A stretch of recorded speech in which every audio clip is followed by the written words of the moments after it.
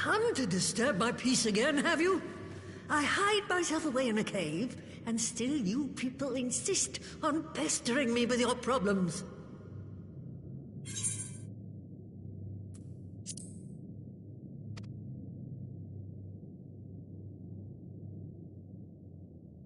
Oh, I mistook you for young what's-his-name. He's halfway. No, you're the sister. Weren't you supposed to be the lively one? I've seen happier faces at a rain-sodden burial.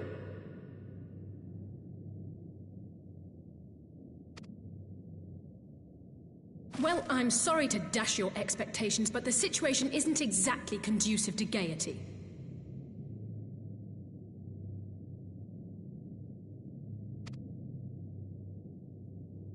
Ha! That's more like it. Stoller used to spit and hiss like a wildcat too.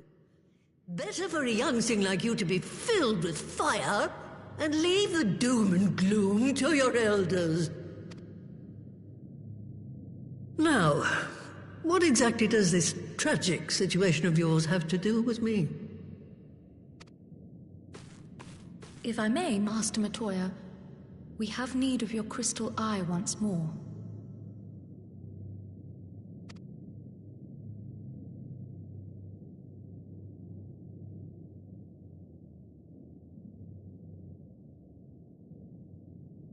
And Stoller is one of the afflicted, is she? Very well. She may be an ungrateful stray, but she's my ungrateful stray, and I'll not see her buried before I am.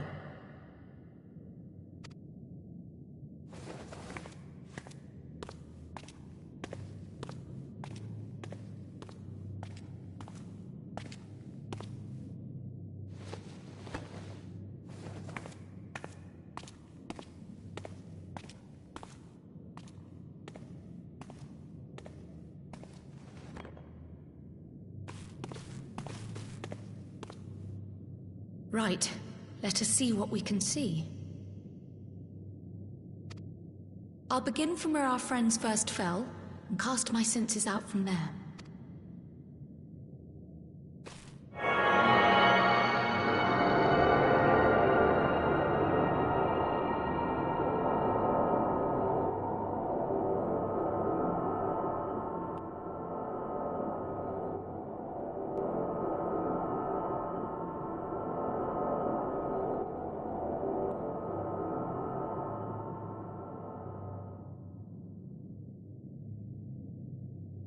What is it? Did you find them?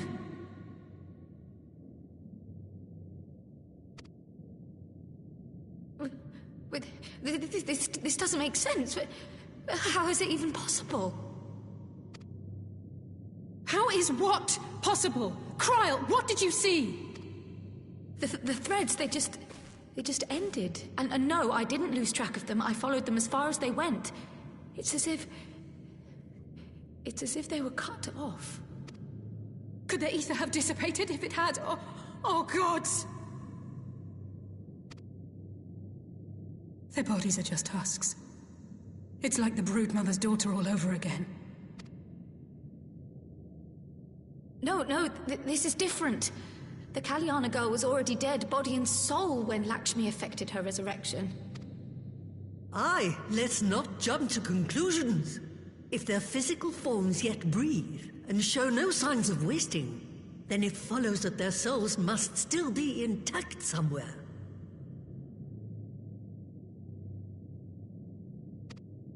But where?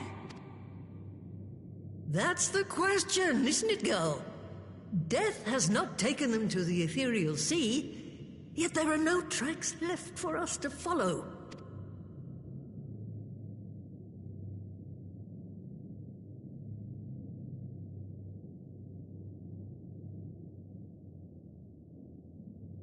We're no closer to an answer than when we started. But knowing their souls are still out there is progress of a sort. We just have to keep looking. Pray, excuse me a moment. Yes? I remember, but...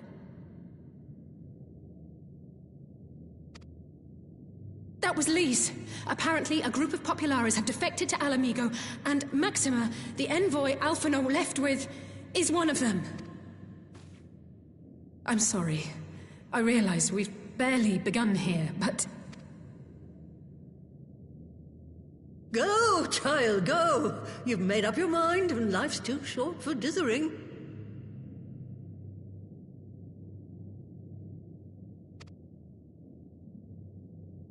I'll do some digging in the meantime and see if there isn't some other method we could use to continue the search. Let's be off then.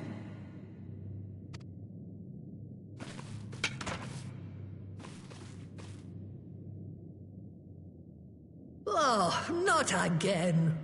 The enchantment barely seems to take these days. I chalk it up to old age, but I rather doubt it's that simple.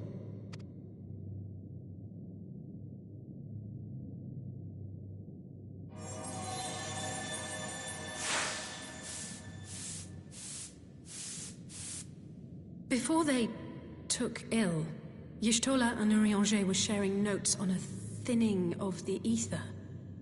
It seems to be happening all over. Does it now?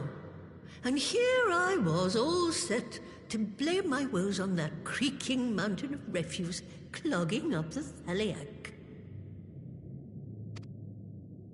I fear something has gone awry.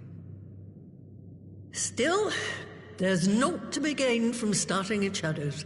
You can only do what can be done, and that but one thing at a time.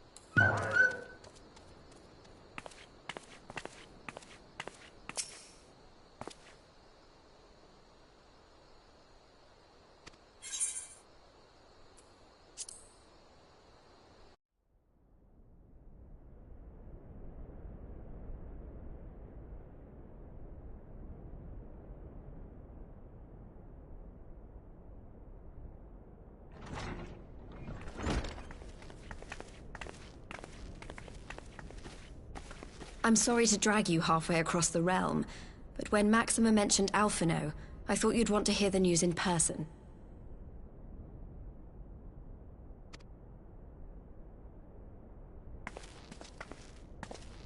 Ah, we meet again. Though I was hoping our reunion would be under more auspicious circumstances. What happened to my brother? Where is Alphino? Never fear, my lady. Your brother was in fine health when I took my leave of him, and I have no reason to assume that has changed. You assume? If you will allow me, I shall endeavor to explain events. Our troubles began not long after we departed Doma. While crossing the burn, we were fired upon by the Emperor's personal guard and forced to make an emergency landing. As we stumbled from the wreckage, our attackers fell upon us again, and we would have perished there and then were it not for the intercession of a third party, a band of mercenaries whose leader claimed to pursue a vendetta against the Ascians. This Shadow Hunter, as he styled himself, then escorted us out of the wastes to relative safety. Upon arriving back in civilization, I gathered my Populares colleagues and prepared to flee the Empire. Master Alphino, however, declined the invitation to join us, preferring to continue his investigation into the Ascian threat. Well, at least he's not lying in a heap in the burn. Tell us more about these Ascian hunters. Who are they? And is Alphino still with them? He is. As to who they are, I'm afraid I have nothing to tell you. Beyond the fact that they root out and destroy Ascians, they were unwilling to divulge anything which might serve to identify them. They would not even reveal their next destination. But Master Alphino asked to accompany them all the same. Since parting company with your brother, we've been engaged in a game of cat and mouse with the Emperor's guard. We made our way through province after province, finding the army busy restoring order wherever we went, until we finally arrived here in Alamigo.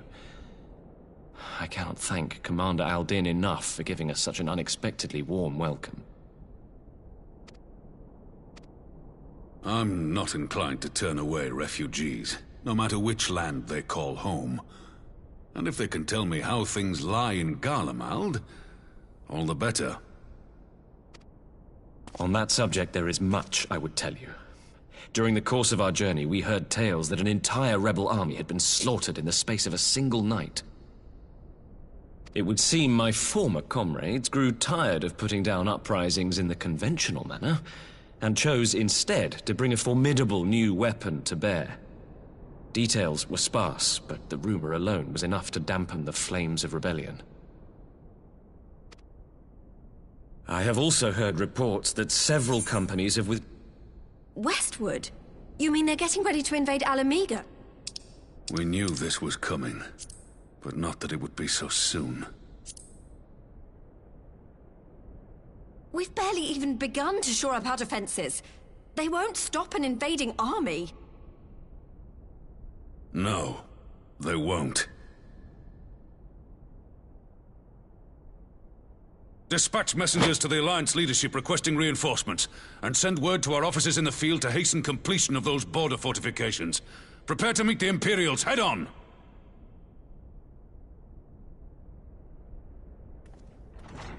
No matter how quickly we act, we still want for time. When the enemy comes into view, our best recourse will be to open negotiations with their commander, and see that the ensuing proceedings take as long as possible.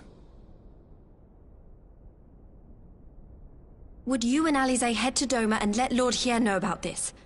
I'm sure he'll want to hear about Alphino too. Consider it done. We'll send word when...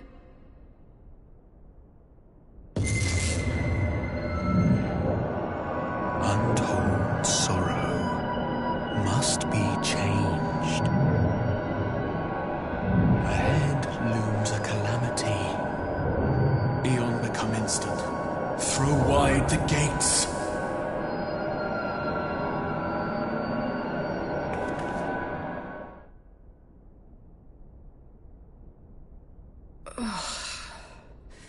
You heard it too. Well, at least we're both still standing. Oh, thank the gods. I thought we'd lost you for a moment there. Why does this keep happening? I wish I knew. Nothing we've tried has brought us any closer to an answer. We'll keep working on it. But first, we need to go and see Lord Hien.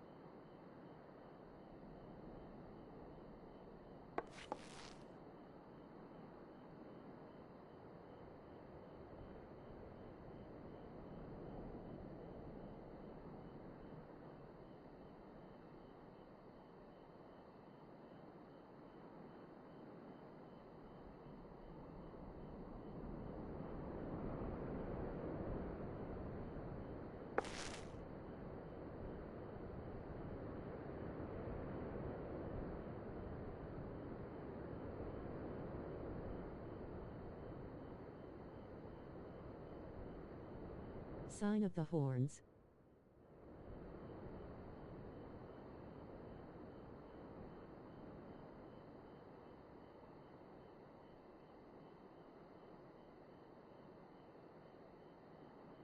Face with tongue, sign of the Horns.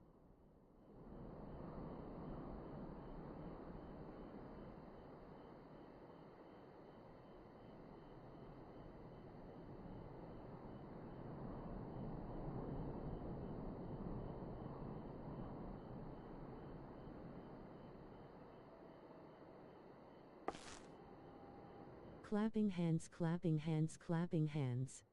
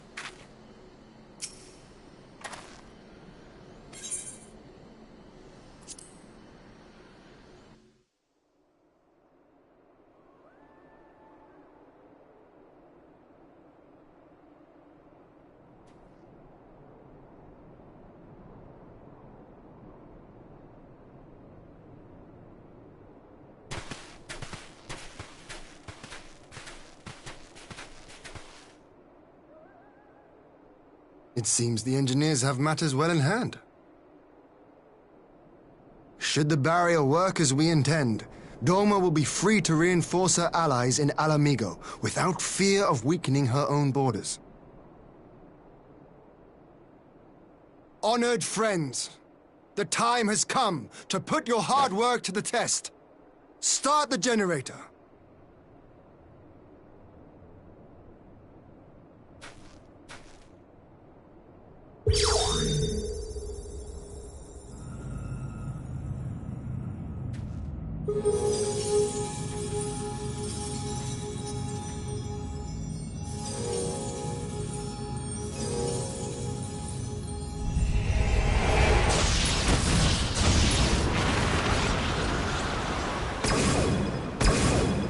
Node 1 is operational. Nodes 2 to 8 are reporting similar energy levels. The barrier is forming.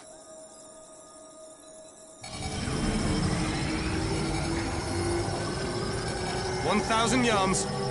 2,000. 3,000. Expansion remains smooth. No fluctuations detected.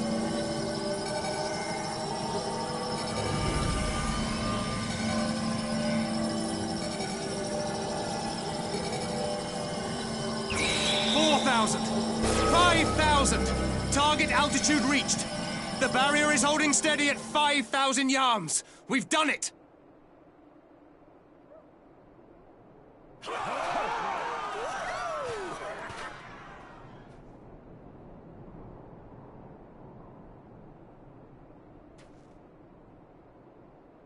Is that an Imperial airship?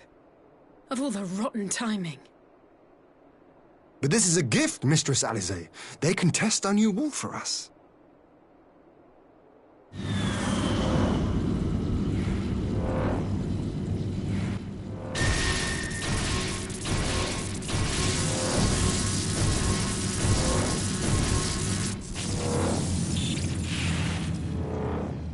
Seems solid enough, though I was hoping for a fireball.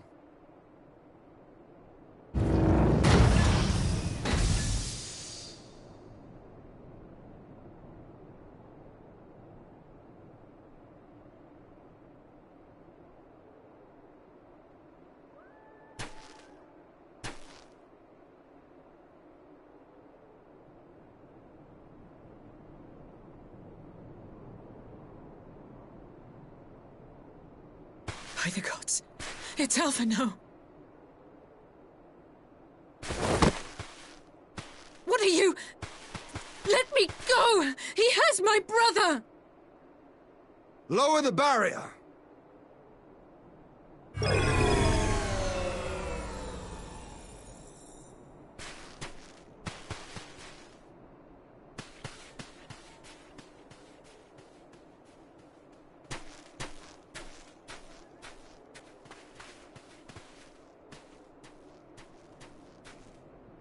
Be at ease, girl. The lad is not dead, merely locked in slumber.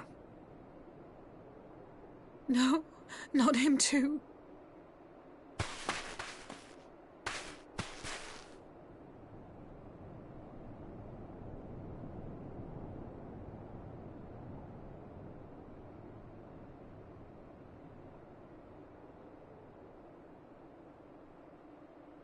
We could identify no cause and found no remedy. Thus I sought to return him to Doma, and into the arms of Lord Hien himself, it would seem. It is a day for fated reunions. Would you not agree, adventurer? Or should I address you as the Warrior of Light?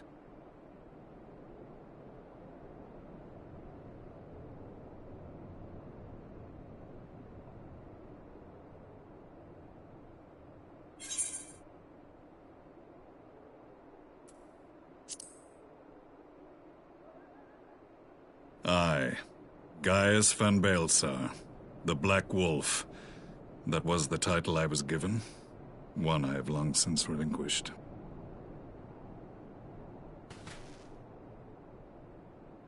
Stand down. The legatus of the 14th Imperial Legion died in Castrum Meridianum. I am no more than Gaius Baelsar, a man without rank or allegiance. Impossible. There's no way you could have survived. Do you remember how it unfolded? How I was deceived by La Habrea? How I was convinced that reviving the Ultima weapon would allow me to bring peace to Eorzea? The Ascian used me, as he used so many others, all to further the restoration of his wretched god. Yet even with the might of Alec at my command, you bested me. And as the Praetorium went up in flames, I was content to burn along with it. For a moment, at least. A moment of folly. To surrender my life thus would have been to betray all who died for my cause. It was for them that I dragged myself free of the rubble, and swore vengeance on the Ascians.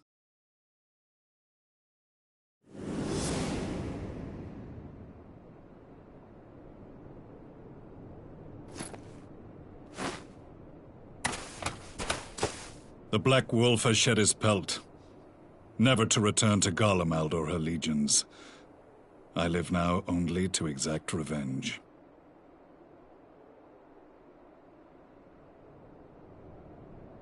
My principal quarry was to be La Habrea, whom I gather you have since ushered onto oblivion.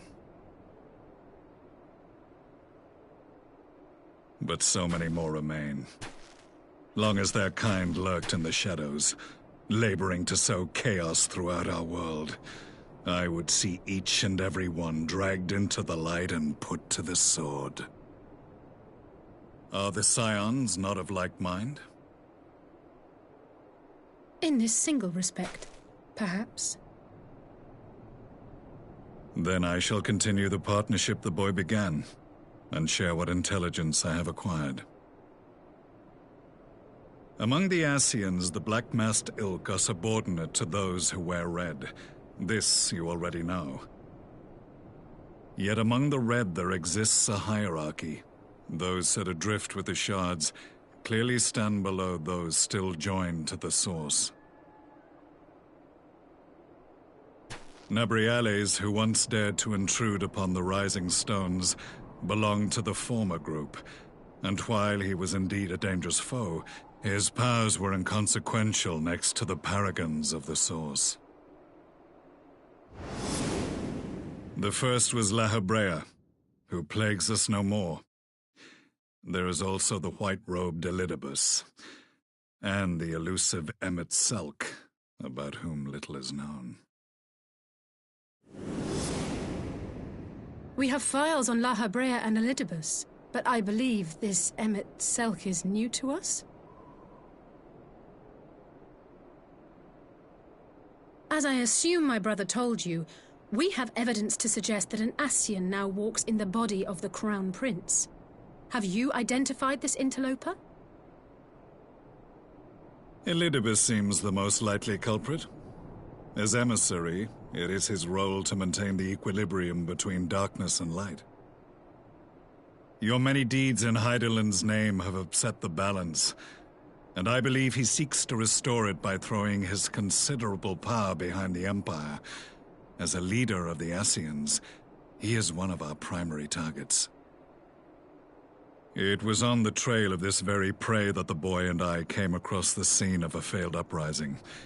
In the absence of a single Garlean casualty, we inspected the bodies of the rebels, and the lack of any external injury drew my immediate attention.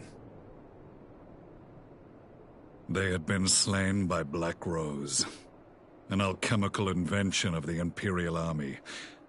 When I yet served as legatus, I ordered its production halted, and all stockpiles destroyed. Toxic gas is not a tool of conquest, but of extermination. Toxic gas? This must be the new weapon Maxima warned us about. Something deadly enough to sweep away all resistance in a matter of hours. Gods. You don't think they're planning to use this in Alamigo, do you? Put your fears to rest. We infiltrated the production facility and destroyed all existing stores of the chemical along with the plant itself. Even should they rebuild the operation, they will not soon manufacture another batch. Regardless, I would draw your attention to a directive we discovered in the plant's records. The document was marked with a recent date and authorized with the signature of one Zeno Galvus.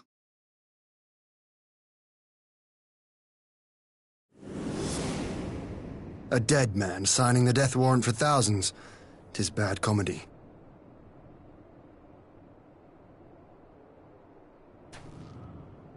But the tale does not end there.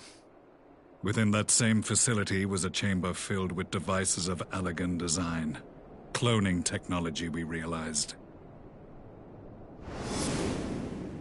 And what should we find in each and every incubator? But a young Emperor Solus.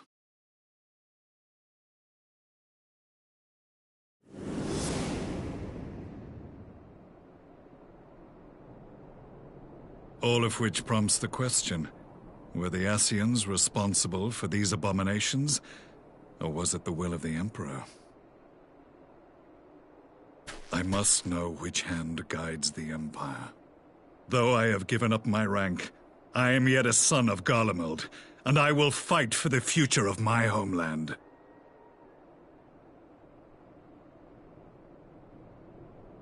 It is time I return to the hunting of shadows. We should focus on our common foe. To reopen old quarrels now would serve no purpose. You saved my brother's life, so I'm willing to let sleeping dogs lie. But in truth, it's not my decision to make.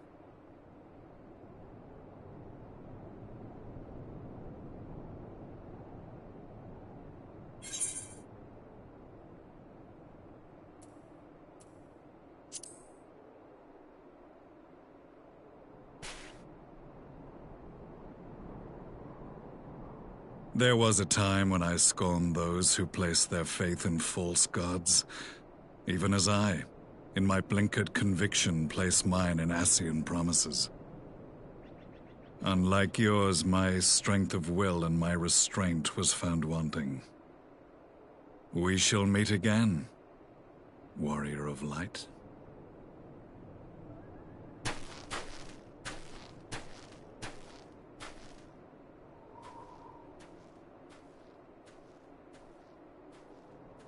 So that was the infamous Black Wolf.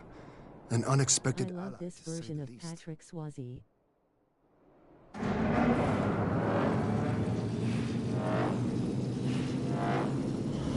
Well, I am content to leave the fine-tuning of the barrier to cleverer minds. Let us bid our friends from the Ironworks farewell, and see what can be done for Alphino back in Dorma.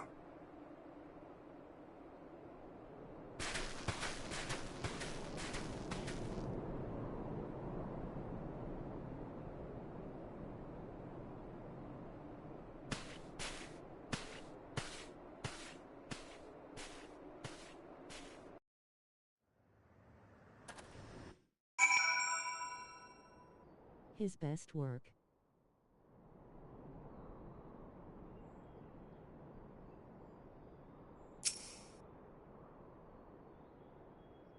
XD.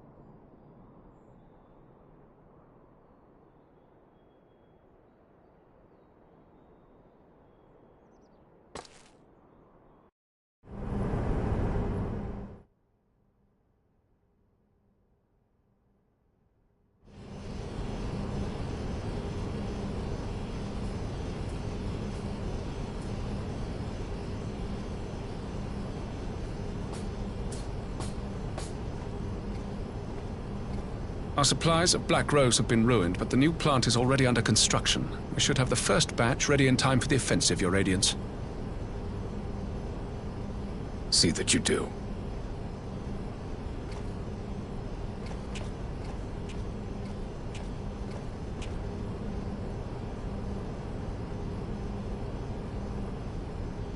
Ah, yes, the infamous Black Rose. If I recall correctly, Gaius did not much care for the invention.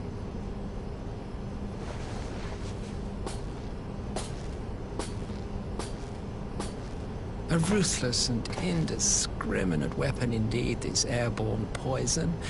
It seems you are capable of making decisions worthy of your bloodline. With no gift for sorcery, we Garleans must look to Magitech to even the odds. If it spares the needless deaths of our soldiers and serves the cause of this empire, there is no method I would not employ. How very noble of you. Truly, though, I must commend you for embracing your role as Emperor. You play the part of the determined ruler well. Sometimes even I catch myself believing.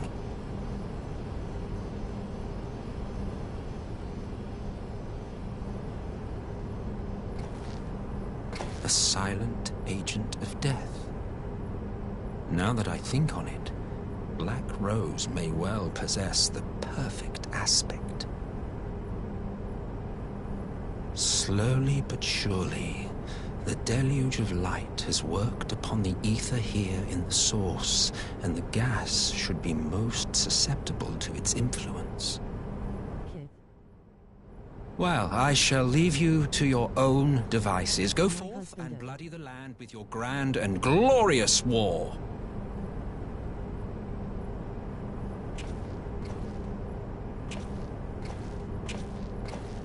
While you do what, precisely?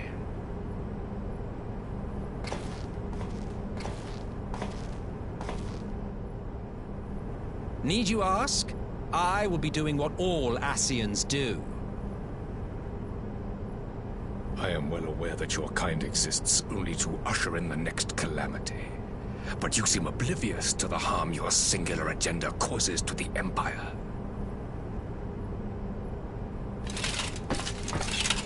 You cannot have forgotten the events which followed your mortal demise.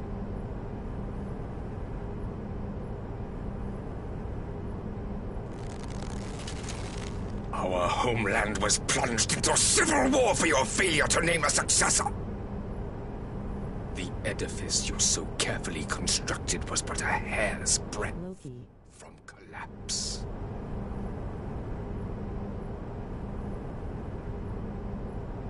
Are you truly so naive? You thought me oblivious to the consequences of a departure so painstakingly timed? It was by design? Well, of course it was. Though I will admit the resulting panic exceeded even my wildest expectations. But how can you be surprised? Throwing the world into disarray was the very purpose for which this nation was, as you say, so carefully constructed.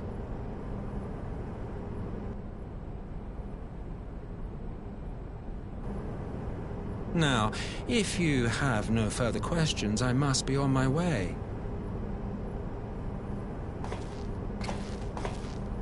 Since we may not meet again in this lifetime, it would be remiss of me not to offer a word or two of gratitude. I really must thank you for this surplus of vessels. I can mold any host into my own image, but having bodies tailor-made for me in this fashion is so much less tiresome. You dabbled in Allagan cloning techniques, yes? It certainly is a compelling, not to mention entertaining, field of research. And of all the options available, you chose the founding father on whom to experiment. You have a twisted streak to you, Varus. Like grandsire, like grandson, hey?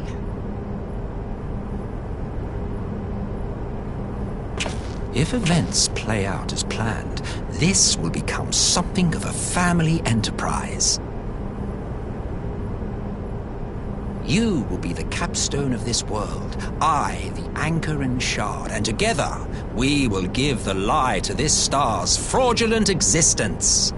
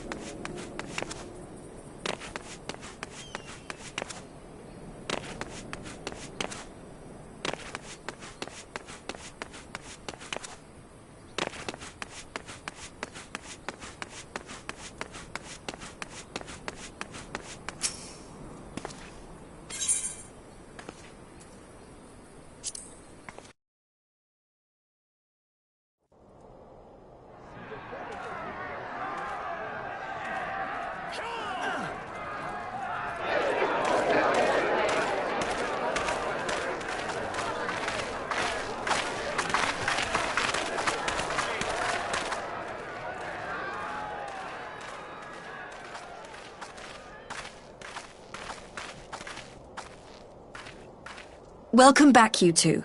Greetings, Lord Hien. Glad you could join us. Glad to be here. I would have come sooner, were our own defense is not in question, but I am pleased to report that our soldiers are assembling for deployment to Alamigo as we speak. We're grateful for your support. Thanks to the efforts of our allies, it won't be long before we've established defensive positions on this front as well.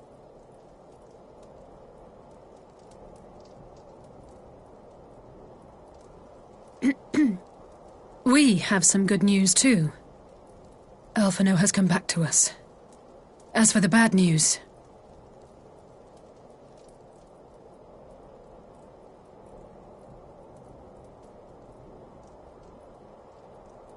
So, Alphino won't wake up, Gaius van Baelsar is alive and hunting Ascians, and the Empire is planning to poison us all with toxic gas. Does that sound about right? Ordinarily, any one of those things would have left me in shock. But the way things have been lately, it's all starting to seem pretty normal. Getting back to your report, are we sure this Black Rose is the weapon Maxima was talking about? It fits the description. And it seems we have Alphino to thank for sparing us an early demonstration of its effectiveness. I have a feeling this won't be the last time his bravery in the Empire will serve us here in Eorzea. The threat of an unknown weapon has had us all on edge, but now that we know what we're dealing with, we can take steps to defend against it.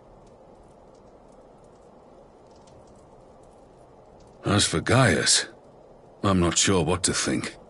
Am I happy he's alive? Not in the slightest. Am I happy he's hunting Ascians? Aye, I'd have to say I am.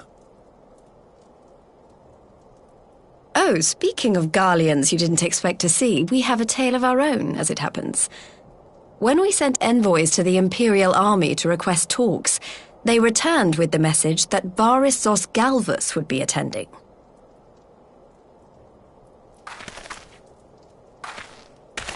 The Emperor himself. Well, Varys did sanction the Popularis peace mission. But knowing that an Ascian walks in his son's skin, I do not see how we can trust him or anyone from that nest of vipers. The Alliance would proceed with negotiations regardless, if only to give ourselves more time to prepare. We do, however, require your cooperation. Right. Yes. So, as a condition for the talks to go forward, the Empire has requested that a member of the Scions be present. There'll be a representative from each Alliance nation, of course, but I'm afraid we have to ask that you come along too.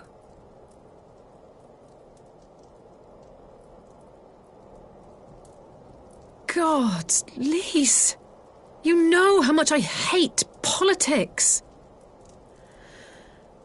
But then, what choice do I have? Alphino and the others aren't going to do it. Very well.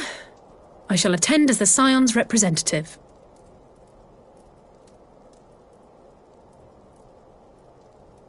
In case you're wondering why I didn't ask you, the Empire also requested the presence of Eorzea's champion.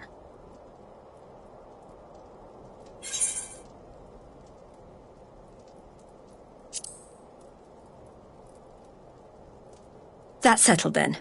We don't know what Varys means to bring to the table, or why he wants you there, but having you close at hand will make all the difference.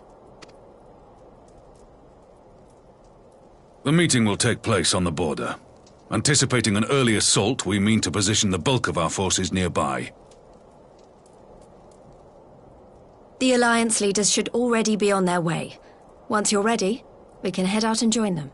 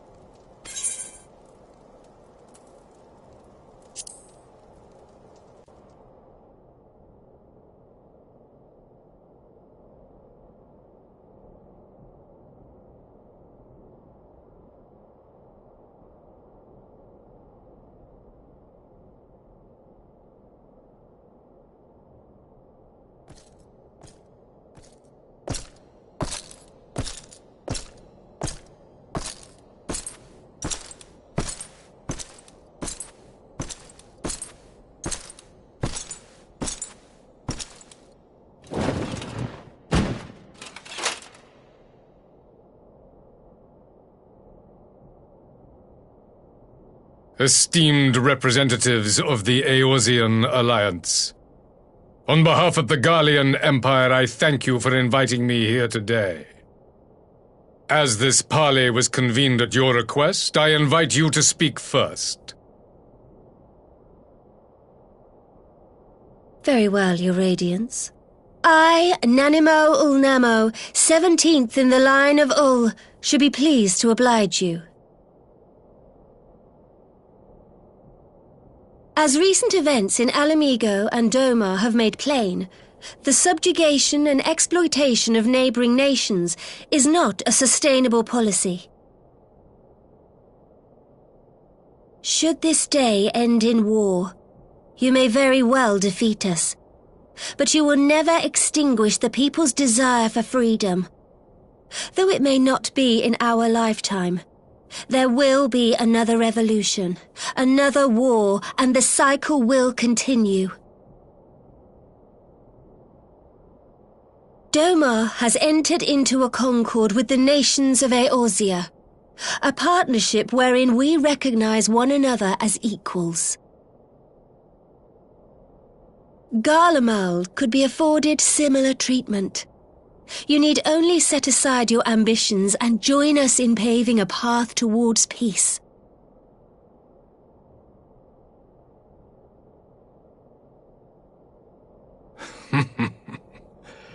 You will not win me over with sophistry, Your Grace. As you know only too well, this alliance lacks the strength to keep the peace within its own borders. Even now, your struggles with the Beastmen continue unabated. Divided, you sow this fertile soil with the seeds of your differences and reap naught but discord and chaos for your trouble. Eorzea must be united under one leader, one purpose. I would offer you both and bring an end to your strife. With all due respect, Your Radiance, the only thing that you offered the people of Alamigo was fear and hopelessness. The citizens of Dorma can also attest to the meager arms of imperial rule. There is no purpose to be found in a life of oppression, each day more uncertain than the last. Our people are willing to die for their freedom. A great many already have, and countless more will, if we don't put an end to this madness here and now.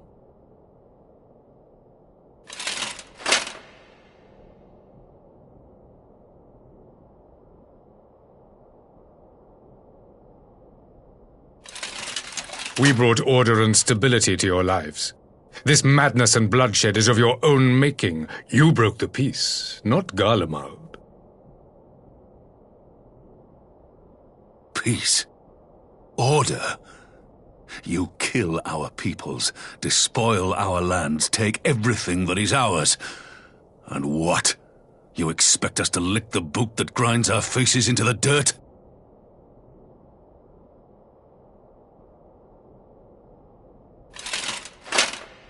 I expect you to weigh the costs, to recognize the countless lives have been lost on both sides in pursuit of a greater good, and to not squander all we have achieved in a fit of petulance.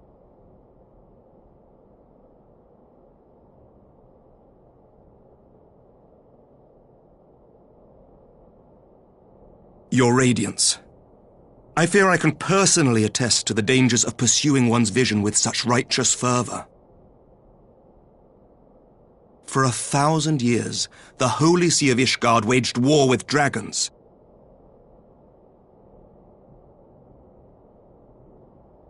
A 1,000 years of sacrifice, of sorrow and hate, in which we bathed in the blood of friend and foe alike.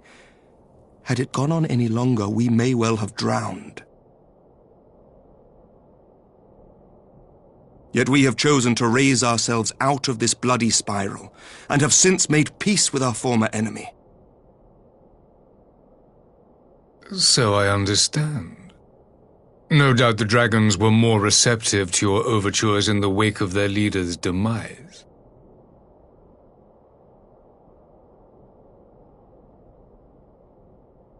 You speak of peace, yet use war to achieve it.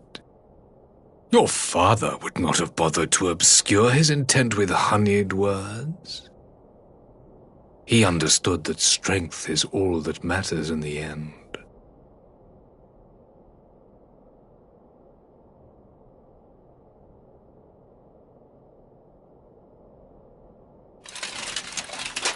Without his clarity of vision, I can but wonder what will become of Ishgard and her people.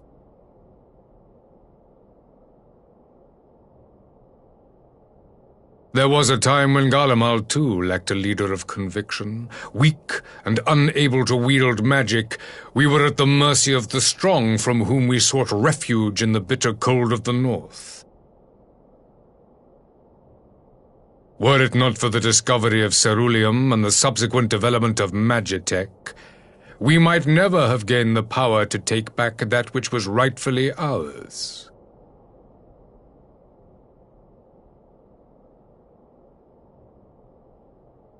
You speak as if your people were the first to have been driven from their homes.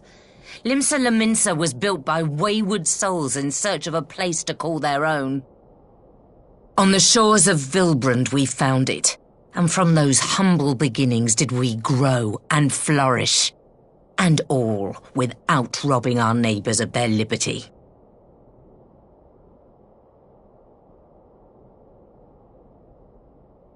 So saith the pirate. Am I to believe that you simply asked the kobolds to yield up their lands and that they were happy to oblige you? That you did not drive them out like rats in the hold of one of the many ships seized by your privateers?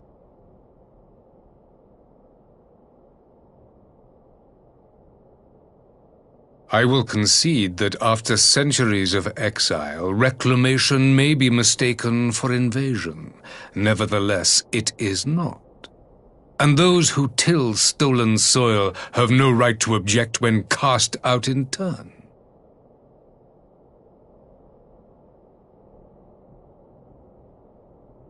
Your uncompromising nature rivals that of the Ixal.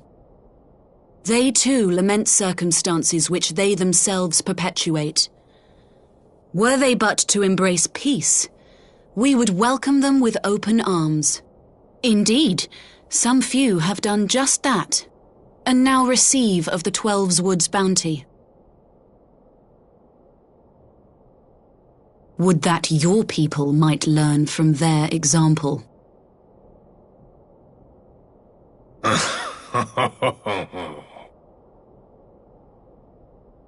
You dare compare us to the Birdmen?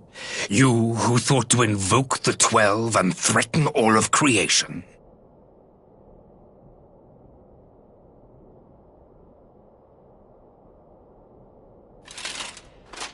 I came here in the hope of finding some speck of common ground, but I see now these discussions will accomplish nothing. Despite what you people may believe, I am not wont to choose the sword over the olive branch. 'Tis but a pity men are loath to accept one without first being shown the other.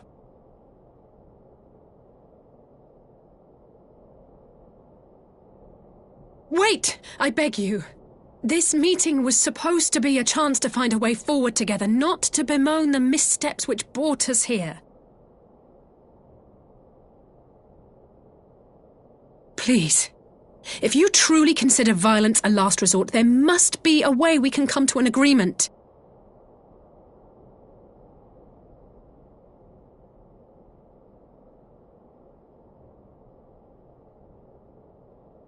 As Mistress Alisaie says, we did not come here to bicker over the past, but to discuss how we might strive towards a brighter future.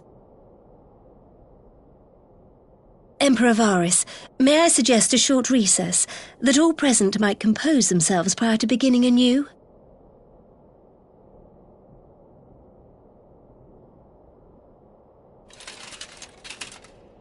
Very well. I pray this intermission will suffice to move these talks in a more constructive direction.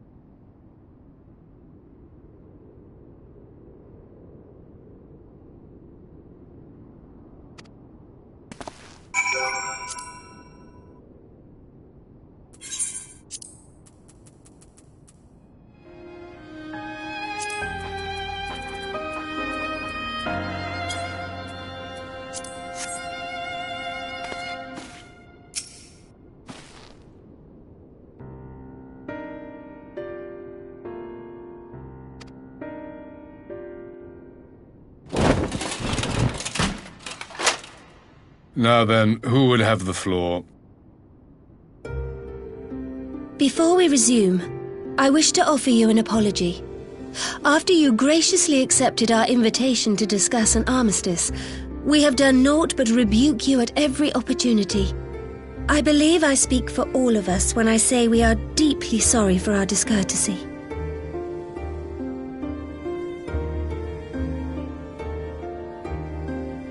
I'll admit your familiarity with our affairs surprised me, and served to remind me how little I know of yours.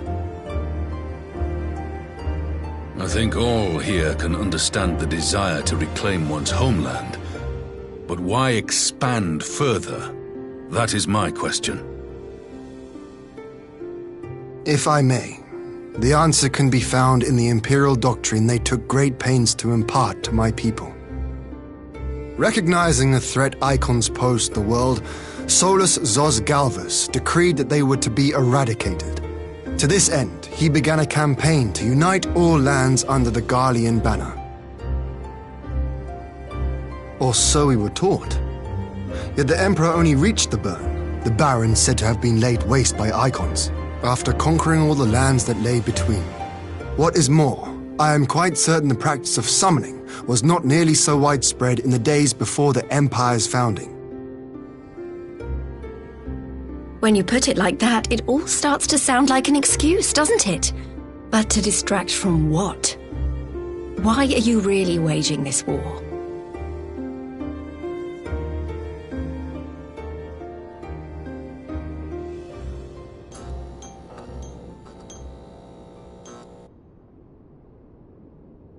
Finally, you ask the right question. I can but hope you heed mine answer and at last accept the righteousness of our cause. My goal is this: to return the world to the way it once was, the way it was always meant to be. In doing so, mankind will be made whole once more.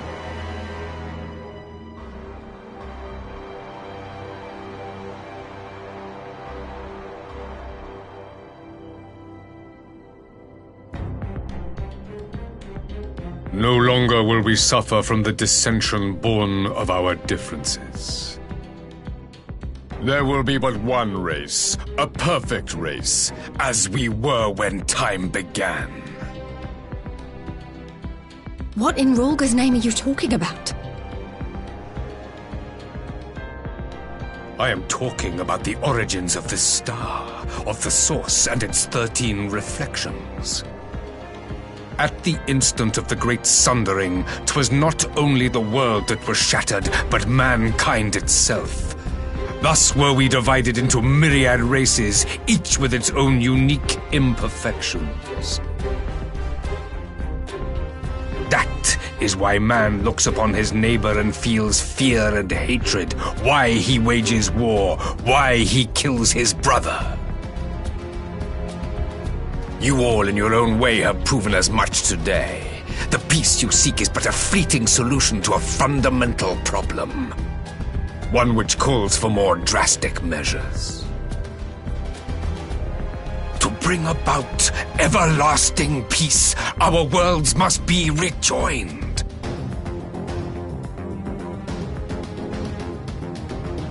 That is the goal the Empire would see realized. The glorious future unto which we shall one day shepherd mankind.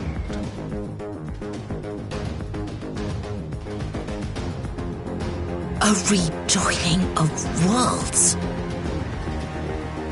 I have heard this tale of the source and its reflections before. Are these not the self-same desires as the Ascians? Emperor Varys, do not trust in their words. They will lead you to your doom. My father thought to use them, but in the end he succumbed to their temptations. He embraced summoning like so many other pawns before him. Do not tell us you mean to do the same.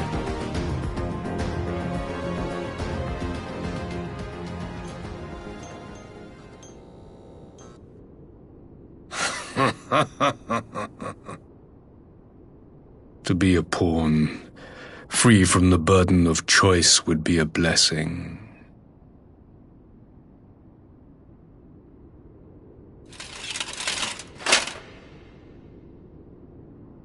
But I forswore that privilege the day I learned that the Garlean Empire was built by the hand of an Ascian. What?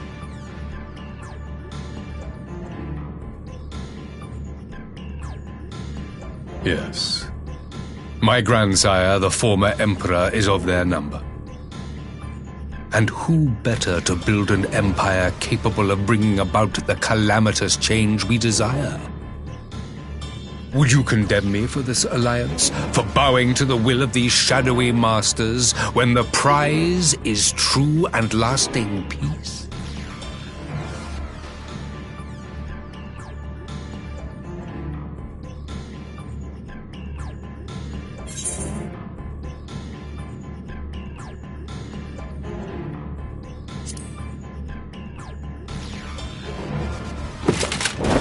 I come not to conquer, but to liberate. To free man from the prison of divergence. Imagine a world united. One perfect race beneath a single standard. An army before whose might these servants of darkness and light would fly as leaves in a storm, never again to meddle in man's affairs. We would be the masters of our own fate. I bid you join me, not as subjects of Garlemald, but of a new nation. And together we shall win freedom for ourselves and generations yet unborn. You want to trigger another half-dozen calamities? You can't be serious!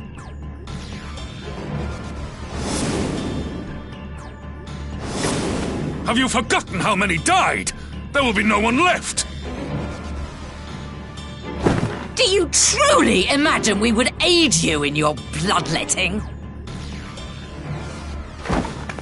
It is unthinkable! Unconscionable!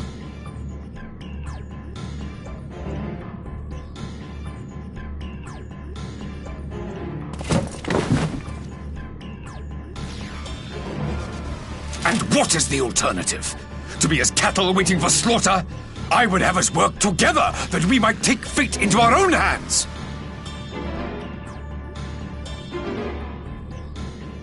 Into your hands, perhaps.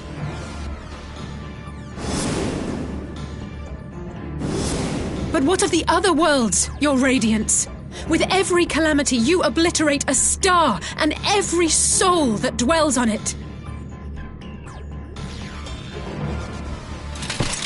To the Ascians, we are all but tiny, momentary specks within an indifferent universe.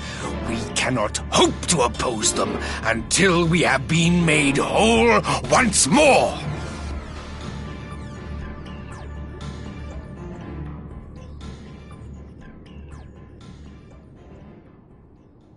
Are these truly the words of Garlemald's ruler?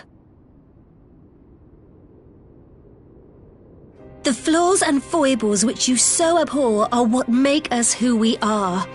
Every nation, even yours, Emperor Varys, is made whole through the combination of these imperfections, the strengths of one compensating for the weaknesses of another. While it is true that man succumbs all too often to anger and avarice, he may yet overcome his baser instincts through the forming of bonds with others, fostering community and cooperation. That the protector of an empire should not only reject these fundamental truths, but seek to change them at so dear a cost to life is indefensible. Such a man is not fit to govern.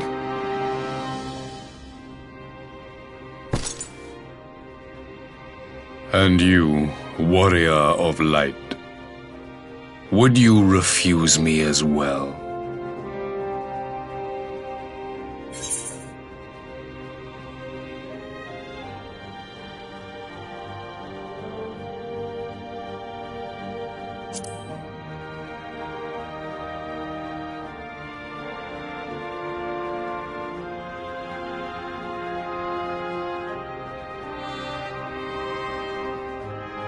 It would seem the Alliance is of one mind on this matter.